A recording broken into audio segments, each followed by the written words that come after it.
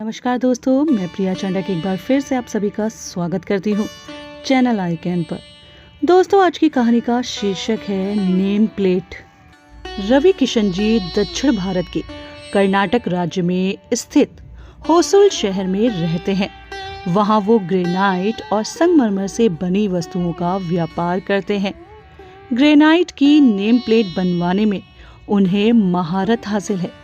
बड़ी बड़ी कंपनियां हों या उद्योगपति या फिर सामान्य घर, उनकी बनवाई नेम प्लेट की खूब मांग रहती है।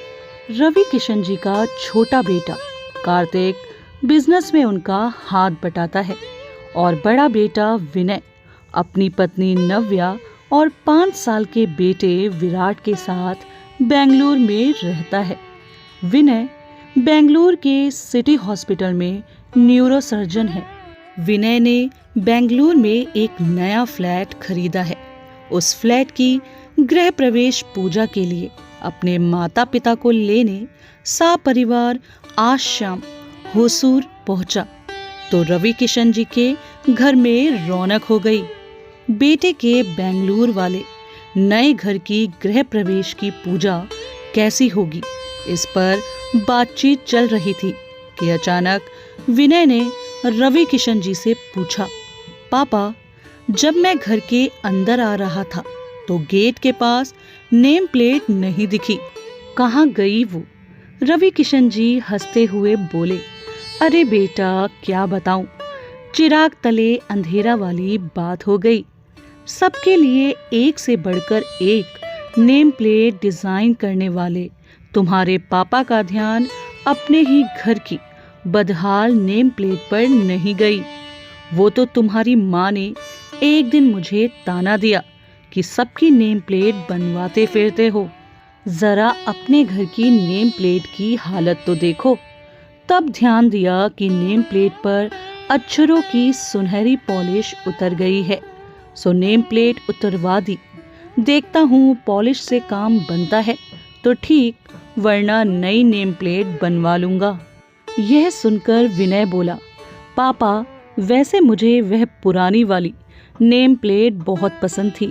क्या आप मुझे अपने फ्लैट के लिए वैसी ही नेम प्लेट बनवा कर दे सकते हैं?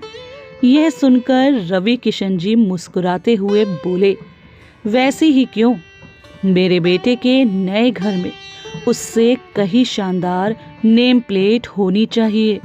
कहते कहते वह उठे और अपने कमरे में चले गए।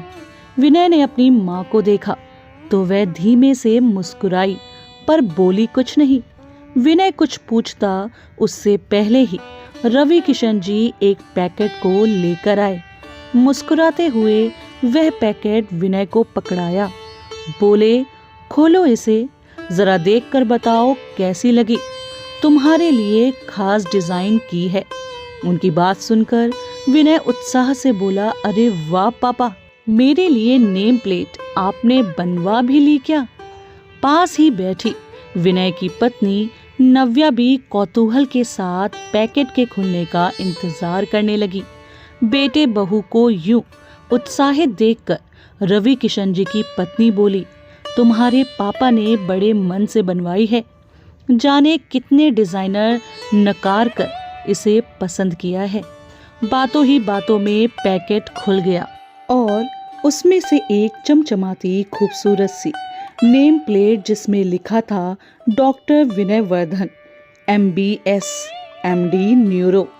बड़ी सी नेम प्लेट में सुनहरे रंग की सुंदर कैलीग्राफी में लिखे अक्षरों को देखकर नव्या बोली, अरे वाह पापा, आपने तो बहुत सुंदर नेम प्लेट बनवाई है। लेकिन विनय नेम प्लेट पर हाथ फेरते हुए संकोच के साथ बोला, पापा, सुंदर तो बहुत है, पर बनवाने से पहले मुझसे जिक्र कर लेते तो। अरे, तुम्हें सरप्राइज देना था तो जिक्र कैसे करता? कहते हुए रवि किशन की नजर विनय के चेहरे पर पड़ी। चढ़ते उतरते भाव देखकर वो आशंकित होकर बोले, क्या हुआ बेटा, नेम प्लेट में कुछ कमी रह गई क्या? पिता की बात सुनकर वह कुछ संकोच के साथ बोला, पापा, दरअसल मैं इस नेम प्लेट में नव्या का नाम भी लिखवाना चाहता था। चाव से बनवाई गई नेम प्लेट पर विनय की शिकायत पर नव्या को कुछ ठीक नहीं लगा, सो वह बोल पड़ी, पापा ने कितने प्यार से नेम प्लेट बनवाई है और तुम हो कि वह कुछ अटकी, फिर बोली अच्छी है, बहुत बहुत अच्छी है।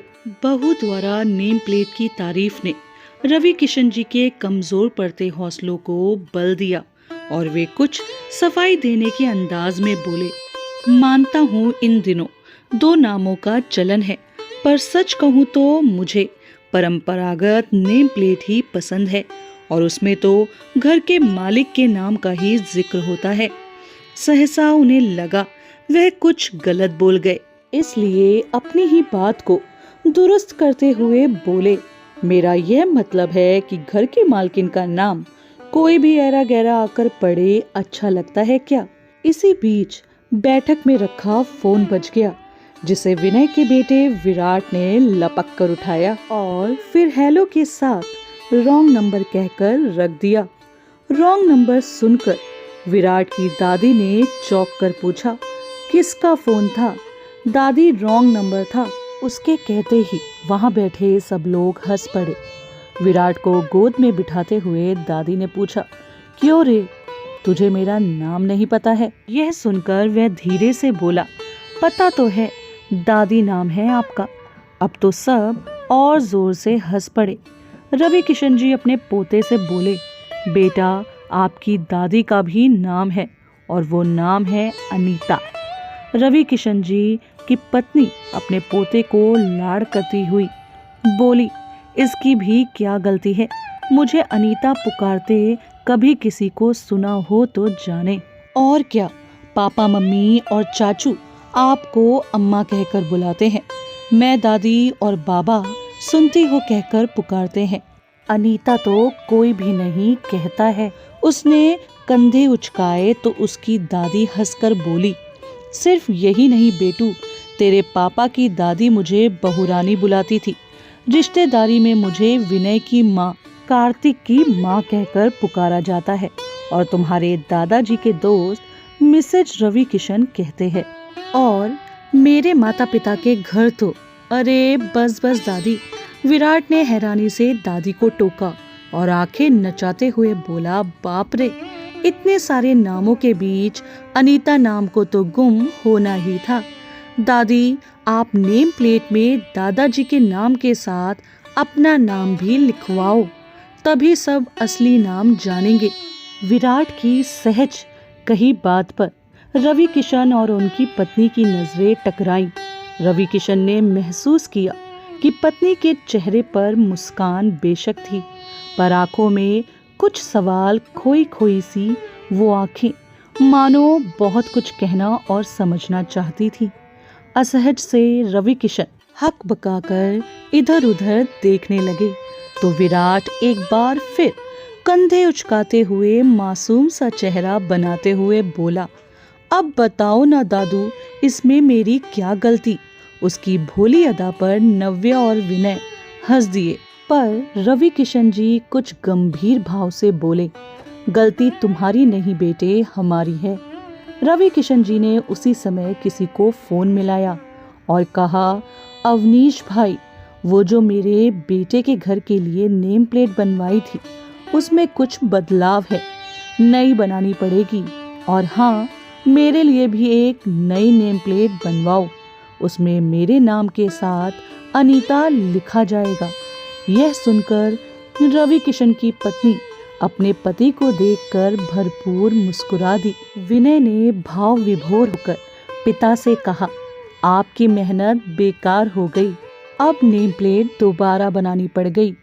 कोई बात नहीं बेटे, कभी कभी छोटी छोटी मामूली सी लगने वाली बातों में गहरे अर्थ छिपे होते हैं। सामान्य दृष्टि से ना दिखने वाली विसंगतियों को पहचान कर उसे दूर करना बेहतर है। बहू से भी वह भावुक स्वर में बोले, मुझे माफ कर देना बेटी, नेम प्लेट में विनय की डिग्री का जिक्र हो ना हो, पर उसकी शक्ति का जिक्र जरूर होगा। और इतनी सी बात समझने में मैं चूक गया। तभी माहौल की गंभीरता फोन की घंटी ने तोड़ी। विराट उत्साह से लबरेज बोला, हाँ जी हैं, अनीता मेरी दादी हैं। रिसीवर पर हाथ रखकर दादी से वह बोला। फिर से वही फोन।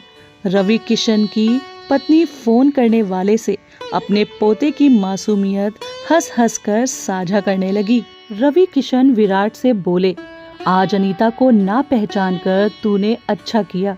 तेरी दादी को कम से कम उनका नाम तो मिल गया। दादी का नाम गुम हो गया था क्या?